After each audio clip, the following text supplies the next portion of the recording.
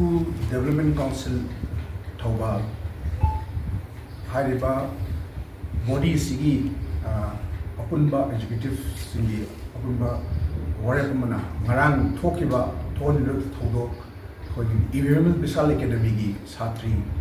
Zenika Devi Sapumse Class 6 Tam Divangansi Mount the Chatakiba New Begi Satramata Salo the Ballistic Makalase Awang Bataki Tam the strongest Tamna Masi condemned to it. Haidiba Lizardasi the Big Ibangang the Laritam Jariba to Big Ibangang Sreda Sugumba Makalgi Lizard Saliba Sapam Nama Masigi Konai Sigi Adu Makal Bridge Masi Mahaki proportionate Oba Yamna life imprisonment and death penalty Oba IPC section 302 Makada Mahasi Adumba Akanba fast track court Mana Justice Atumatam the Bibirakana Ekoi Pukning Nariba Masigi Konai Sigi Mama Maba everything school Toriba Kudimak Singse Masi Justice Pinana with the Mata Masigi authority or even learned government Amadi Masiga Marilene quite Kudimana Haidiba culprit Ashe death penalty Natragana life imprisonment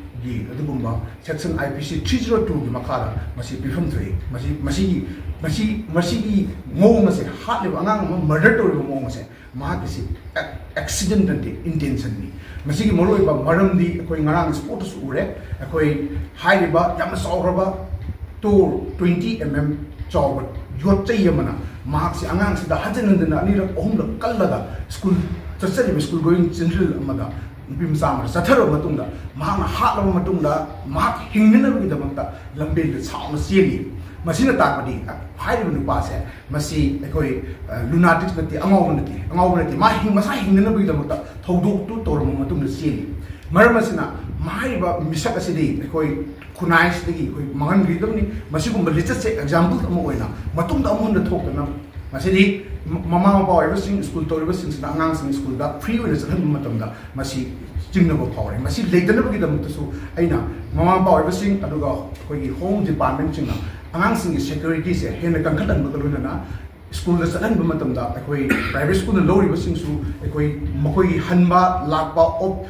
Topum, low reverse mine, Kunaida, Mama Passamus, Masi Henry. Lebas dozi kulai na torok threatens adagi tongan makang threaten sigalona angang singbu kidnap torok yon ba adagi angang sing sigum leba kunai sa sok matik thwe aduga akoi sigum se nisa dagi tholakpa number 4 guli tongan ba mafum sing se koi leba kunai civil organization sing aduga satra gamai lina sing akoi school gi manak nak pada sigum nisa sing yolan daba amadi nisa sing sine sing se makoi sing phagat laga leba prajan Dandi system, Masi Yamtuna, the Hodra,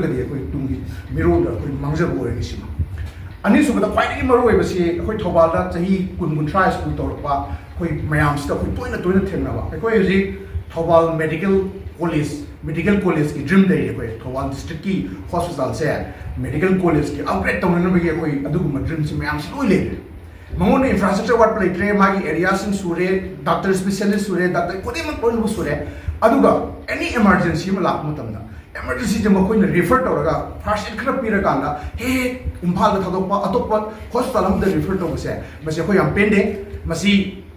London City DC, Amadi, hospital, CMO sing, Aduga, Tonganba, she state authorities in Hideba. The police level upgrade only have a dream to hospital specialist lane. Akoi Angan Asokama can munum the Masi. Masi toilet to Masi, two madam Namasi, hospital is a Chamduk and Masi private school development council in my getting appeal to them.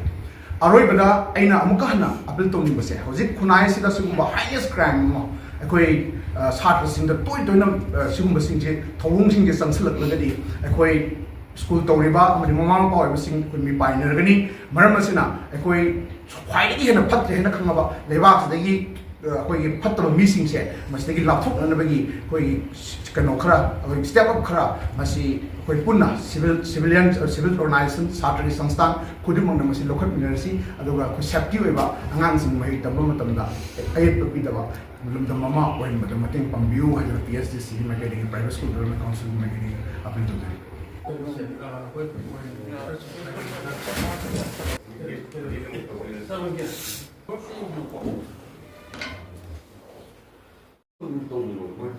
是这样的，是可能都是，